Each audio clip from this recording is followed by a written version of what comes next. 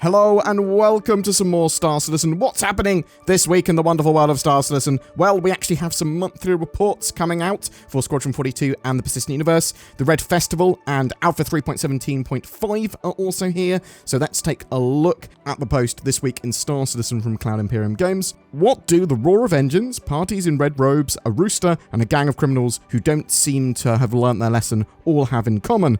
Well, we'll encounter all of them this week in Star Citizen Alpha 3.17.5, which scatters the Lunar New Year envelopes around the verse and adds the other festive goodies we're handing out as part of this year's Red Festival. And yes, good folks, these envelopes will be a permanent addition to your hangars, so you can enjoy them for many moons to come. And for the adrenaline junkies out there, the biggest community event, the Daymar Rally 2953, approaches. The filthiest race in the verse, where hundreds of players compete in 3 divisions, buggy, track and hoverbike, over the distance of 510 kilometers, is back. Make no mistake, citizens' firearms are enabled, so get ready to watch this explosive showcase of dastardly and daring driving go down this Saturday. On the subject of Alpha 3.18, progress is coming along nicely thanks to all of you. The prolonged PTU time has allowed us to improve stability and squash many of the bugs holding us from releasing it to a wider audience. While we haven't opened it up yet, we're hoping to do soon. Now, let's see what's going on this week. On Wednesday the 18th, we'll update you on the last 2 months of 2022 in our Persistent Universe monthly report. We're also getting an email for the Squadron 42 report for both those months too. So that's going to be quite a lot of information there. Inside Star Citizen and Star Citizen Live are still on hiatus and will return next week with your favourite deep dives into Star Citizen content. Don't know exactly what's going to be shown yet. I'd expect a little bit of 3.18 stuff and some 3.19 stuff, or at least what they're working on in Q1 of this year. This Friday the 20th will kick off the Red Festival 2953. Star Citizen's take on Lunar New Year celebrations will not only bring back in-game goodies, but also epic action to the Gas Giant Crusader as the Siege of Orison returns. Saturday will finally be the long-awaited race, so that's the Daymar Rally.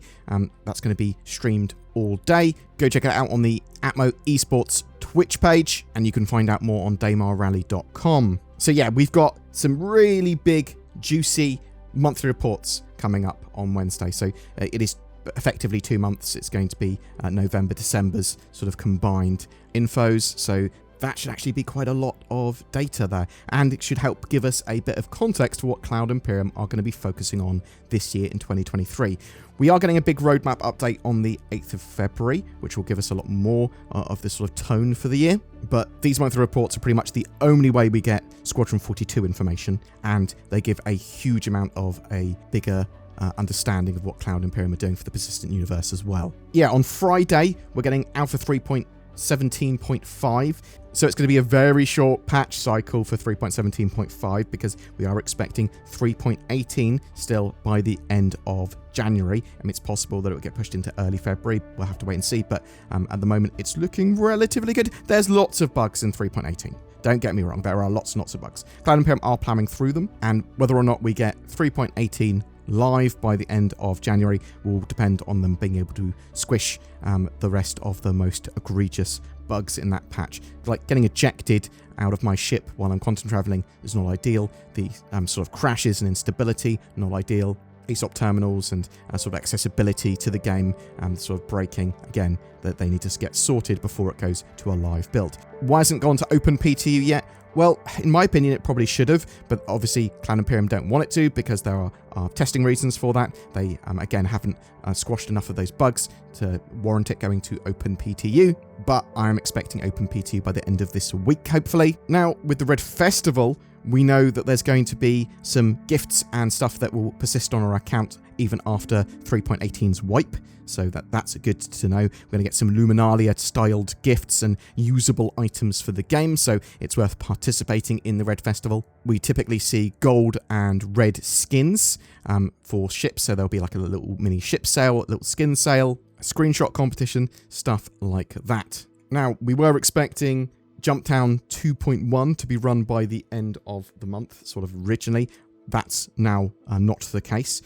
Cloud Imperium are instead running the Siege of Orison with the Red Festival in 3.17.5. So Siege of Orison, you spawn at Orison, you go to Orison, you will be able to take that mission when it's running. You'll then take the public transport or the shuttle system from the top of the Crusader showroom, which will take you to the first island of the Siege of Orison. I really enjoy the Siege of Orison as an event. Loads of people working together to clear out a load of FPS NPCs and lieutenants, and then turn off the anti-air defenses and eventually push and take out the main bad guy by assaulting the admin platform and the cargo barge there.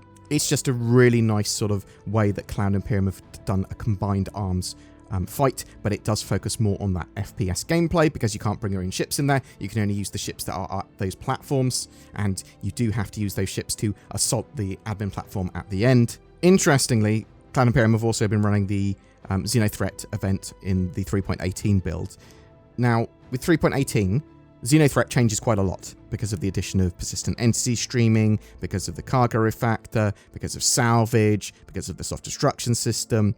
That changes a lot less in the Siege of Orison. Although, potentially, the soft destruction system comes into play and means that if your ship's destroyed, you don't explode and die along with it, which is pretty good for Siege of Orison thinking about it. The thing is, I haven't played the Siege of Orison in 3.18 yet, but the Xenothreat event, hugely affected by 3.18's new additions. Siege of Orison, maybe not so much, but yeah, as I said, the fact that you can survive and the crew will survive some of ship destruction now, especially if the ship's near the ground. Obviously, if you're exploding quite high up, then when you hit the ground, you're going to explode again, and it will actually take everyone out. Just the sometimes your ship not exploding is good enough for me.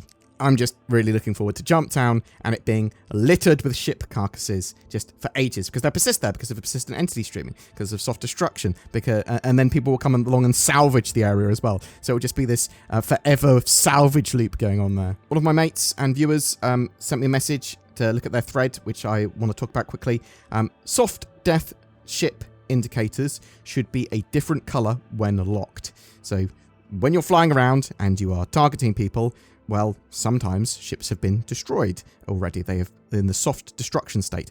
They might be an enemy ship, but they're no longer a threat by any means. And this is noted when we do Xenothreat tests. Well, let me read the rest of this post. As was extremely apparent in the Xenothreat tests, but still a problem in day-to-day PTU, it's difficult to differentiate ships which have been disabled and may have allied boarding parties en route or inside, and ships which are still a threat. Ships which have entered the soft death state should change to something like a soft grey or flashing red, or lose the target marker entirely, since they are salvage at that point.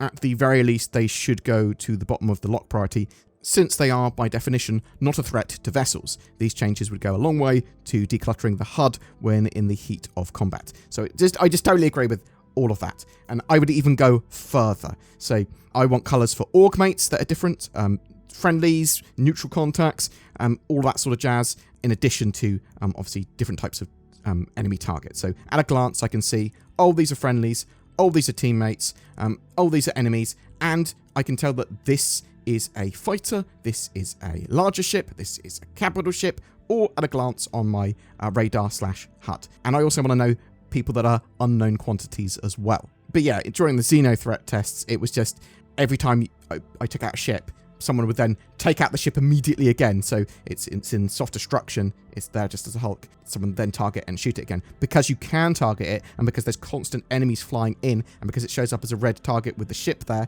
well, you just assume that it's an NPC. You just assume that it's an enemy threat.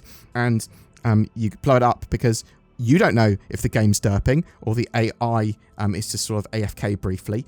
It could be doing something completely different. It could be lagging or whatever. So I do think, obviously, those problems will get solved. But yeah, I just want better targeting, better HUD stuff.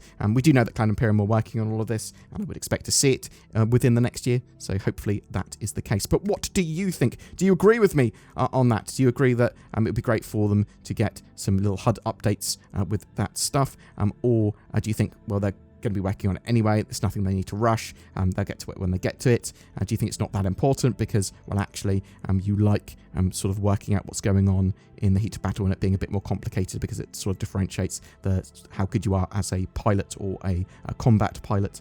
Are you excited for Alpha 3.17 and the red Festival and the Siege of Orison running. Are you still hype for Alpha 3.18? Do you think it will be live by the end of this month? Are you going to be participating in the Daymar rally or watching it? Whatever your thoughts, I'd love to hear from you in the comments below. It's a new year, time for resolutions, a brighter future. I'll make myself better each day.